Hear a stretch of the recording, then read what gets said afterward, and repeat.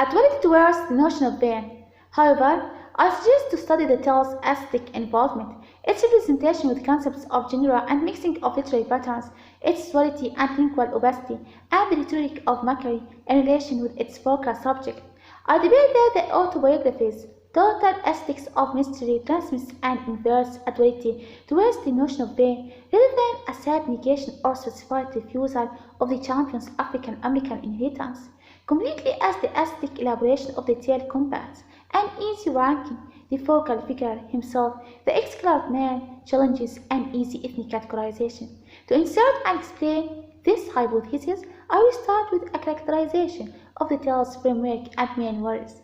The course will mainly link three models in the tale to my guiding debate, centering on the tale's shape and performance of category crisis, the colorless individual's responsibility to implementing and masking, and the novel's vague modification of the lynching question.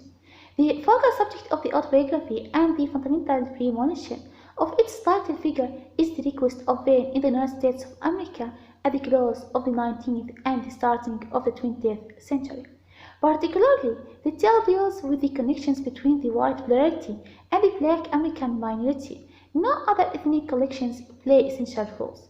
The tale is existed immediately after the Civil War, which is finished in 1865.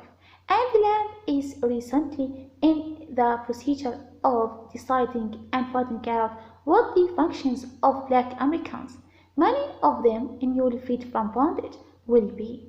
As an individual who exists part of his lifetime in the white universe and other part of it in the colored, and a person who exists in the south, in the north, and in Europe, the teller is solitary, capable to watch the problems from a set of scenes. In many times, the teller abandons his novel to diverge from a few stress on issues of pain.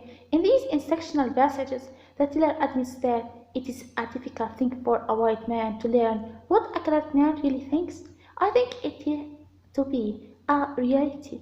He records that the colored people of this country know and understand the white people better than the white people know and understand them. Thence, the teller, a colored individual who has been raised fundamentally among whites, starts to study his commune and participate his perception with his readers.